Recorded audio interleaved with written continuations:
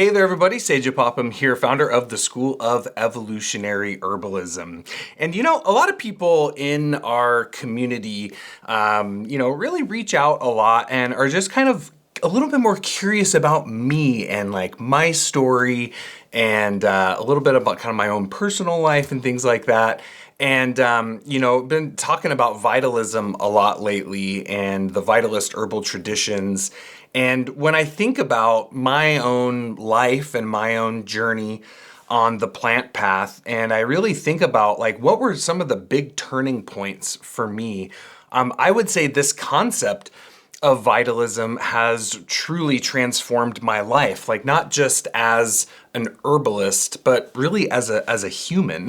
And so I thought I would do this post here talking a little bit about 5 ways that vitalism transformed my life, and really speaking more to how the concepts and principles of vitalism really led me to a deeper understanding of myself. And I think that is a really, really valuable thing, right? That to have self-knowledge. And to me, knowledge of the self is something that actually directly translates to our own health and well-being.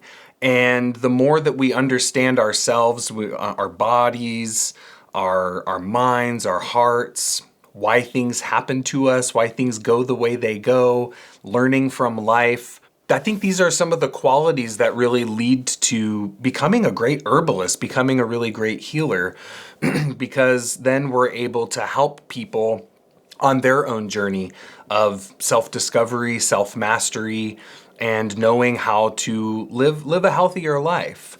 And so I'm going to talk a little bit about this, and just going to jump right into the first one. And I would say one of the biggest ways that vitalism really transformed my life was really just understanding my own body on a deeper level. I can remember when I was studying at university and going through, all the kind of hard sciences of learning about the human body and thinking about anatomy and physiology and biochemistry and pathophysiology and all these like really going into the body and how it works and the different cell types and how the physiological processes happen in our body, and just loving it and being totally fascinated by it. But there always felt like something missing from it for me. And it wasn't until I really got into looking at the vitalist traditions, whether that be, Greek Galenic medicine or Unani Tib or Ayurveda or Chinese medicine or different approaches in North American herbalism, and really seeing that, yes, we all have a liver. Yes, we all have lungs and a heart. And like we all have the same anatomical parts of our body for the most part, right? Of course, there's variances in some, but really going into the specifics of this and looking at it not through the lens of just science but looking at it that we all have, yes, we all have hearts and lungs and livers and kidneys, but that we, on top of that, we also have, like, some people have really strong lungs. Some people have weaker lungs. Some people have really healthy, vital livers. Other people are a little more prone to having problems in their liver. And so what I like to think of here with this first point is that vitalism gives you a unique understanding of your body, right? Not just the human body on like a general level, but your unique body.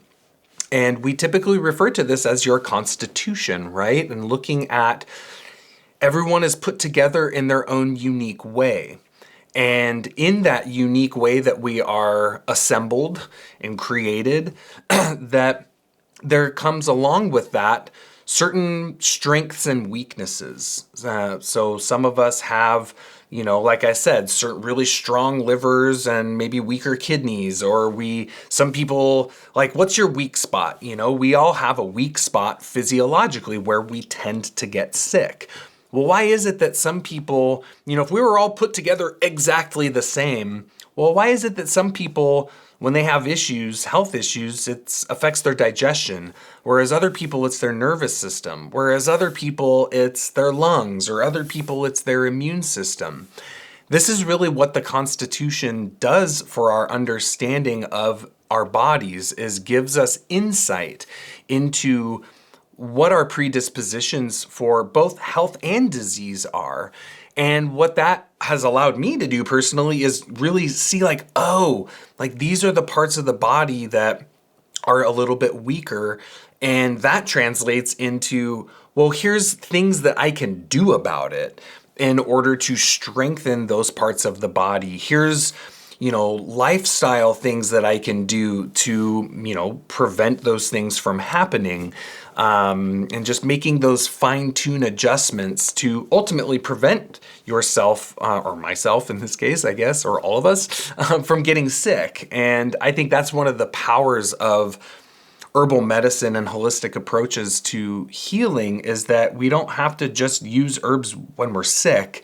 Of course, there's certain herbs that you really only use when you're sick, but there's other types of remedies that you can do and work with that you can use to just maintain constitutional balance. You can strengthen your weak organ systems. You can maybe temper down those excesses so that you can come into a better place of balance. And so that was one of the big things for me with Vitalism, and how it really transformed my life, is just understanding my body.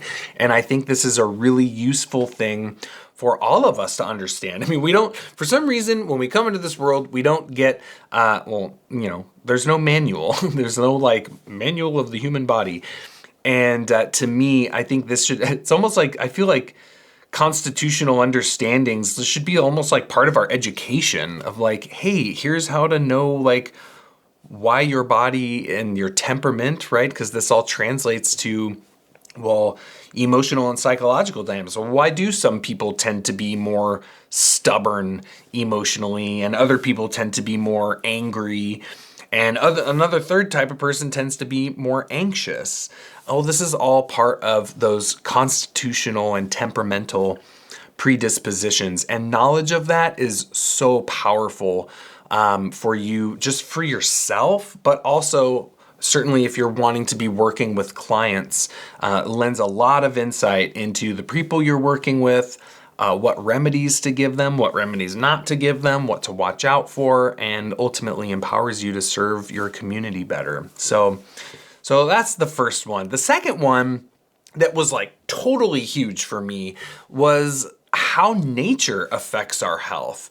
It's so easy for us to think that, maybe, all of our health problems are genetic, or all of our health problems are because of, it's just shit happens and that's just what, but Vitalism really teaches us that we are nature, our bodies are nature, that the nature outside of us affects and influences the nature inside of us, and that indeed nature can directly trigger certain symptomatic patterns, certain diseases, certain those constitutional imbalances that we might have. Sometimes nature can tilt the scales in such a way that it can, produce a symptom or produce a problem.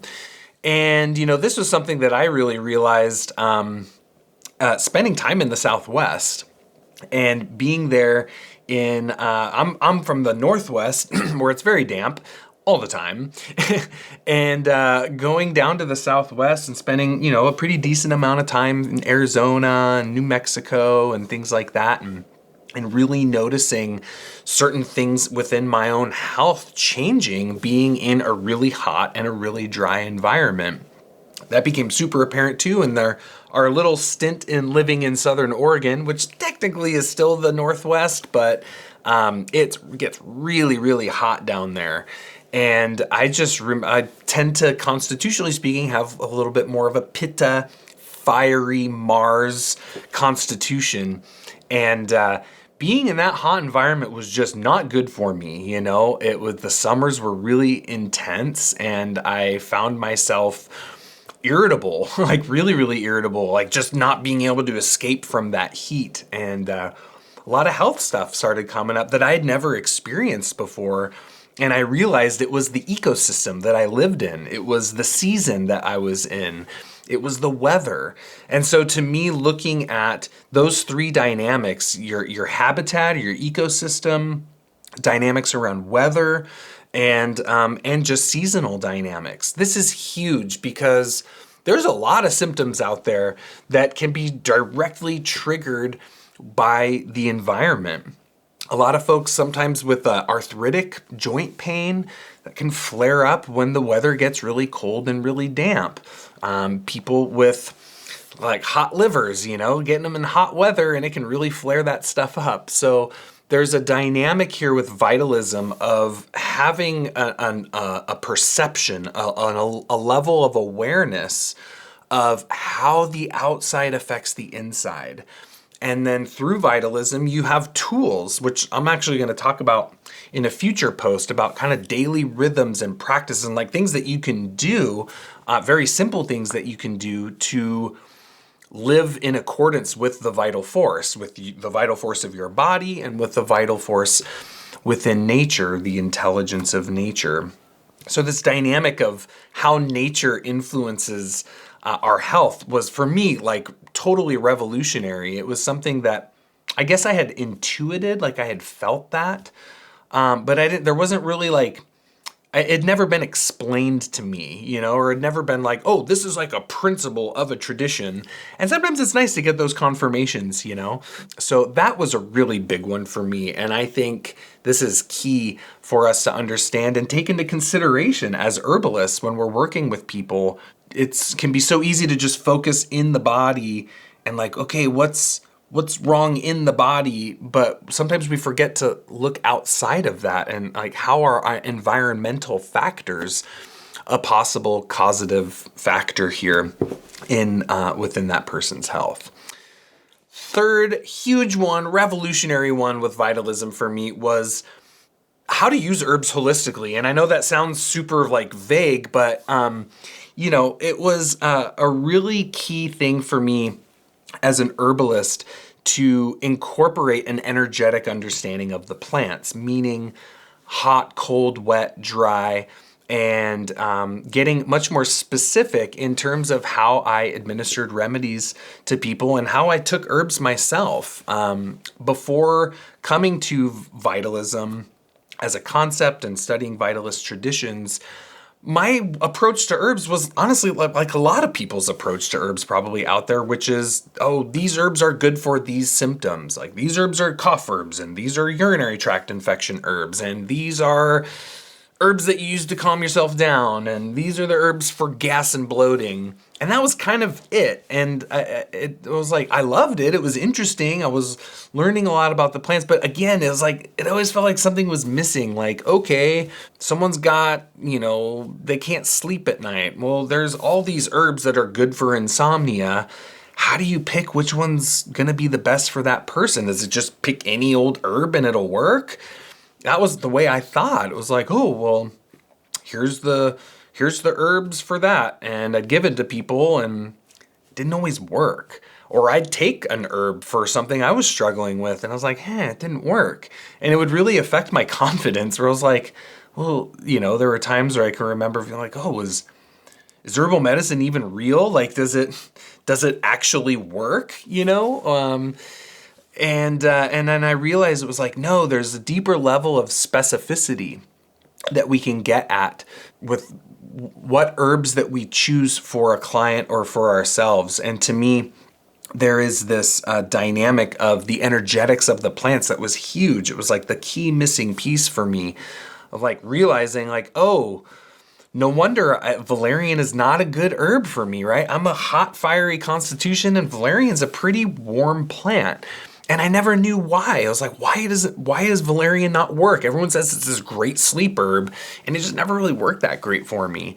And I realized, because it's actually not really indicated for my constitution and kind of that fiery nature that I have. And so this dynamic of using herbs holistically, The energetics was a really big piece.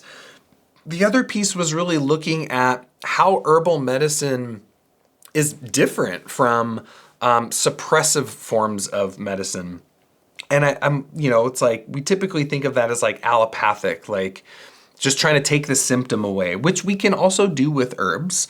Allopathy doesn't just mean, using drugs or over-the-counter medications or something. It's really an approach. And with the Vitalist approach, it's really looking at how do we use herbs that follow the vital force. And it's really simple, actually, taking digestive bitters before eating a meal. You're following the vital force, because at that time, your digestive system should be secreting the vitality, and the intelligence of the body should be secreting all of your enzymes and bile and getting everything ready. That's why it's nice to cook your own food, because while you're cooking and preparing, it's like your body is starting, it's getting time to eat soon. Taking nervous system remedies at the evening when the vital force should be kind of winding down and everything should be calming down and kind of transitioning to that parasympathetic, like time to rest and time to go to sleep. Even taking nervines at night is following the vital force. Taking diaphoretics with a fever that helps stimulate circulation and bring the blood flow to the surface. Totally Vitalist approach. Using expectorants during a cough that help your cough be more productive, rather than taking like an antitussive that suppresses the cough. So there's a way of the Vitalist approach is like you're looking at what is the body trying to do? What is the vital intelligence of the body already trying to do? And how do we use herbs to support that response? Revolutionary for me. This was a huge concept that makes so much sense of, rather than view, because it's a perceptual shift of seeing symptoms as an enemy to seeing symptoms as a language. The symptom is not the enemy. The symptom is an intelligent response of your body trying to autocorrect, and sometimes it does a really good job, and sometimes it gets a little too far in one direction or another, and it needs a little bit of help. And that's where our herbal medicine is very, very powerful. Now, there are certainly times that we maybe, need to suppress a little bit, right? I mean, if someone's getting to like a dangerously high fever that could damage their brain or something, then yeah, sometimes there is a place for allopathic approaches. There is a place for suppressing things sometimes, but a lot of the time, following the vital force is actually a better choice. So non-suppression versus suppression, the energetics of the herbs, and really how to follow that intelligent response of the body was really, really, really powerful mindset shift for me. And I feel like that's one of the cool things about Vitalist models of herbal medicine, is that a lot of them are kind of like perceptual shifts, a way of changing the way you see things and seeing the greater picture, the greater pattern, seeing the nature within things, asking why. I think that's one of the most important questions that we can ask ourselves, especially when you're working with people. Like, why does this person have this symptom? What's going on here? Don't just take it at the surface. Oh, they got a cough. Here's a cough remedy. It's like, well, why do they have the cough? What kind of cough is it? What's going on here? What's triggering that cough? What's behind the symptom? What is the body trying to tell this person right now that, not all of us are really amazing at listening to our own bodies. That's why we go to healers and doctors and herbalists, to people that can help translate those messages and give us remedies to move things along. So this third one was really big one for me. Fourth ways that Vitalism transformed my life is the importance of food and digestion as ultimately the foundations of our health. This is a concept that we really see pop up time and time again over so many different cultures and traditions of medicine around the world, is really the importance of food. And, I love, there's that saying, you are what you eat. And I had a teacher at Bastyr that said, it's not that you are what you eat, it's that you are what you can actually assimilate into your body. It's you are what you like absorb.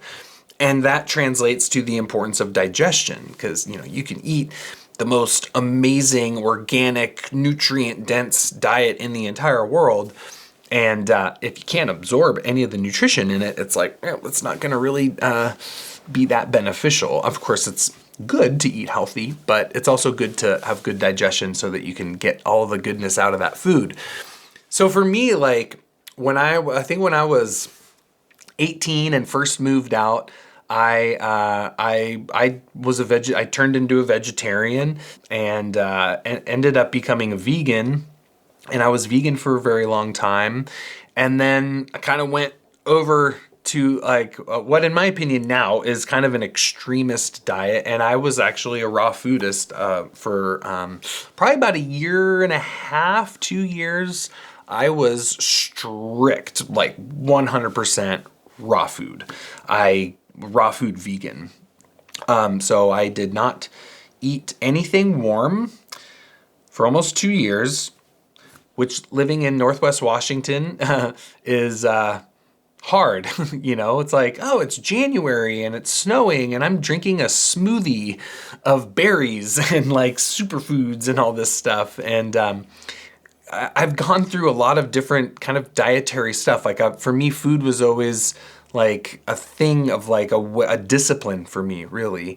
And after going, vegetarian, vegan, raw vegan, and then kind of coming full circle and becoming carnivorous, and I started eating cooked food again, and then I ended up coming back into eating meat again, and the feeling, the way that I felt in all these different kind of dietary approaches was like really, really informative for me in terms of how I feel in my body, how I function, the way my mind is, the way my emotions are. And it was like huge to really get into then vitalism and see how they say, your gut is the root of your health. It is the root of the vital tree. And the food that you eat is like the soil that those roots are in. And how it's very difficult for us to have vibrancy and vital health if our digestion is compromised and if we're not eating well. And so this was a really huge thing because for me personally, because it helped me understand that first part that I was talking about constitutionally. As I come to understand my own constitution and my own nature on a deeper level, and then looking at the foods that I was eating and the state of my digestive health, it was like, oh, like these are the kinds of foods that I should be eating, and these are the kind of foods that I shouldn't be eating. And, I tend to have like a Pitta Vata constitution. So like I'm really fiery and driven like a Pitta, but the Vata-ness, like I tend to get really dry and I get kind of, back in the day, I used to be like really ungrounded and spaced out, especially when I was raw. Like looking back, when I was a raw food, it's like my feet were not touching the ground. Like I was so ungrounded, and it imbalanced the Vata part of my constitution to actually, a really unhealthy state. I was really underweight. I was having a lot of digestive problems, eating cold food, dry, everything's dehydrated when you're raw. And it was just like, wow, this is not good for me. And as I corrected my diet, I felt so much better. And I think that's really good for all of us to, again, this is about self-mastery. And not that there's a peak of the mountain that you'll ever reach. Like we're always going to be learning about ourselves. We're always changing and growing and coming to understand ourselves on deeper levels.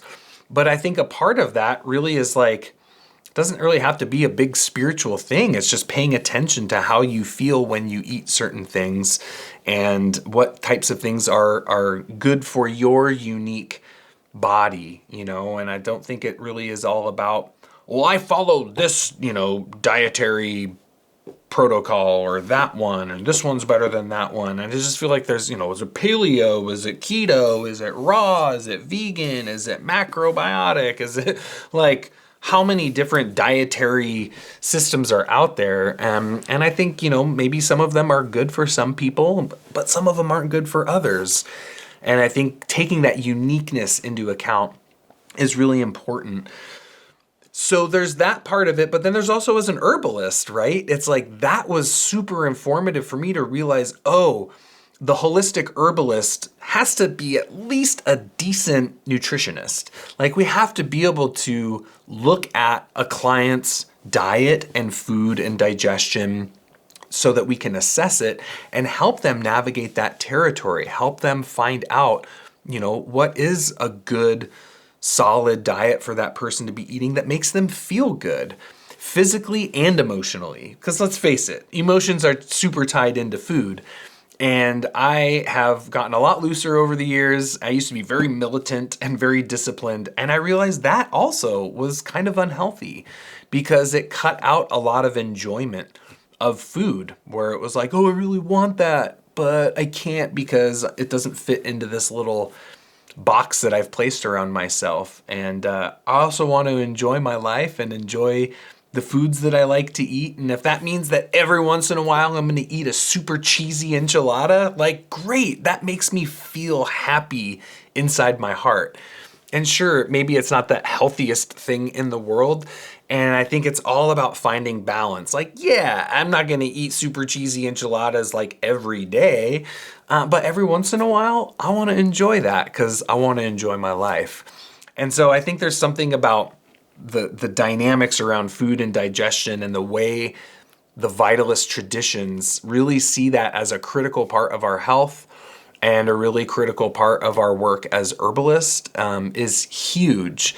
So if you do consider yourself an herbalist, I would encourage you to make food and diet and digestion a part of your work with your people, because we live in a very interesting time in regards to food.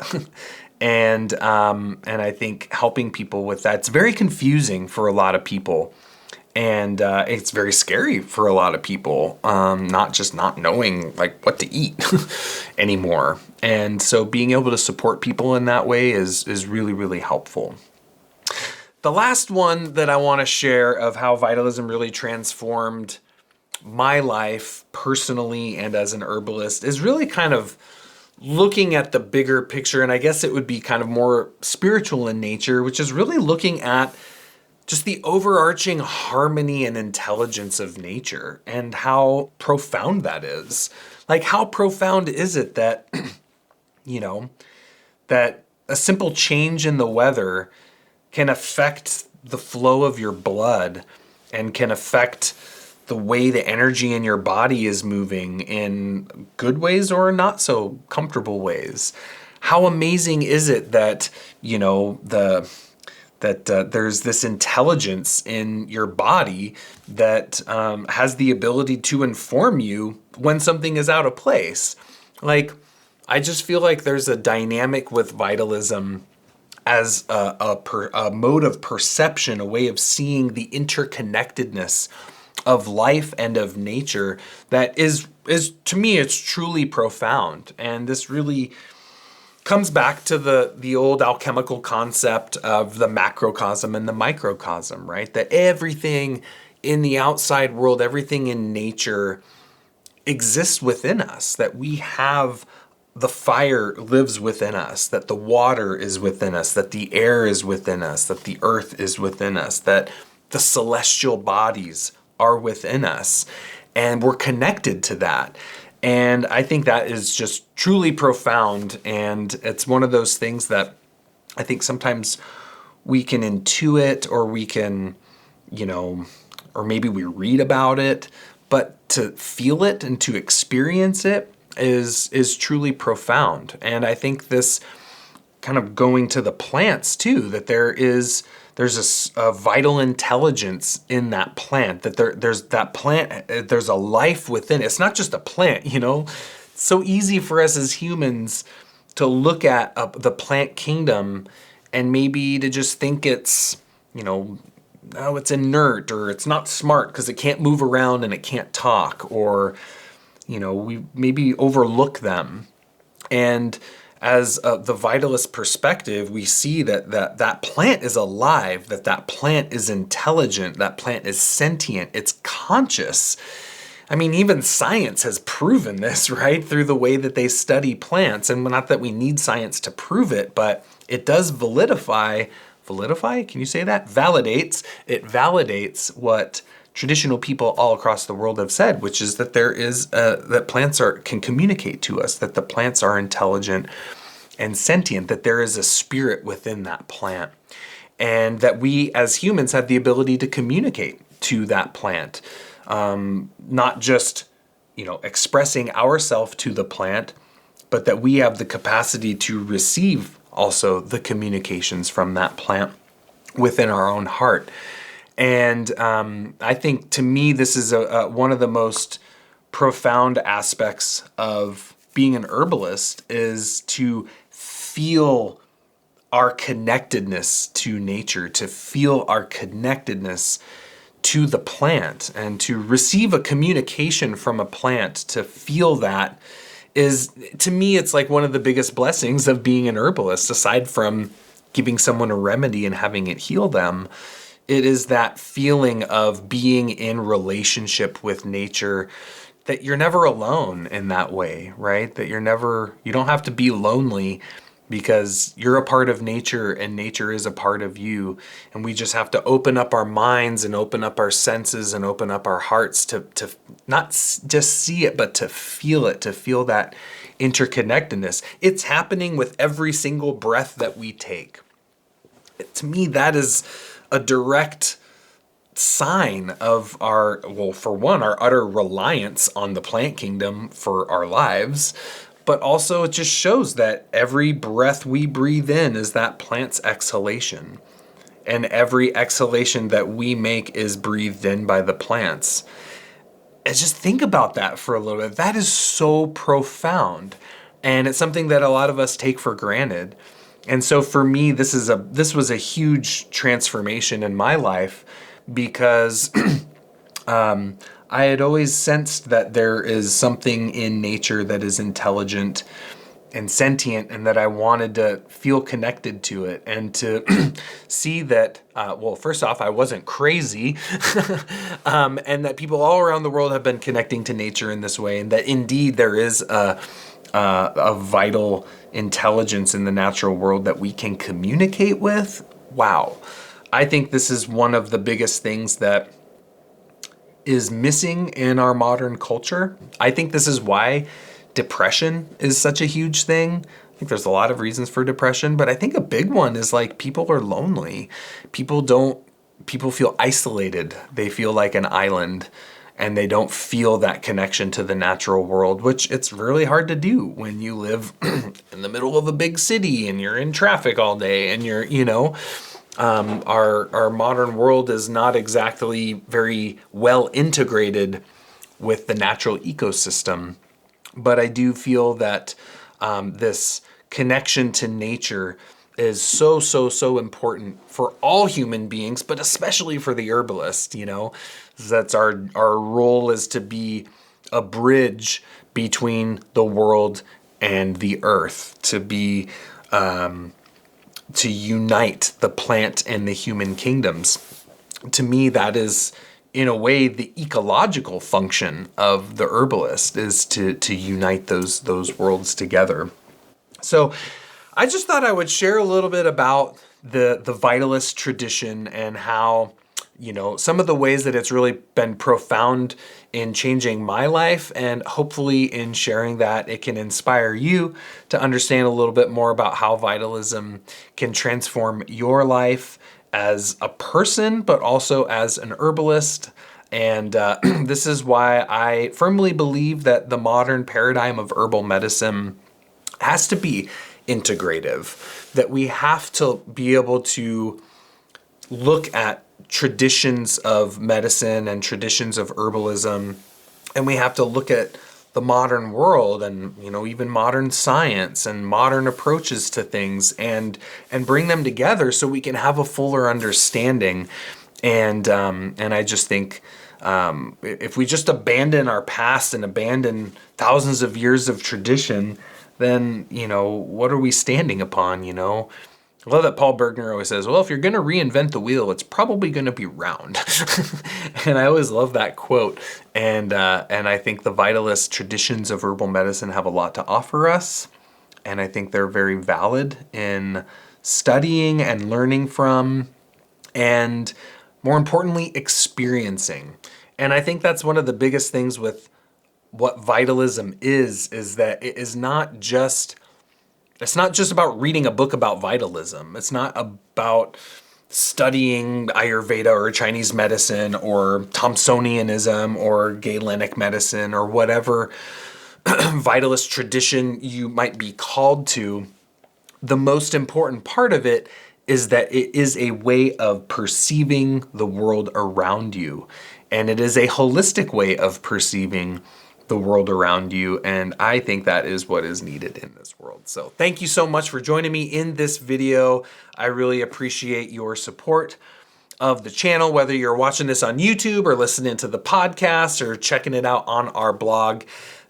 Give it a like, give it a thumbs up, subscribe wherever you're watching or listening. It does really help our School of Evolutionary Herbalism to be able to provide more free content to the world. So thanks so much for joining me in this session. And until the next one, take care and be well.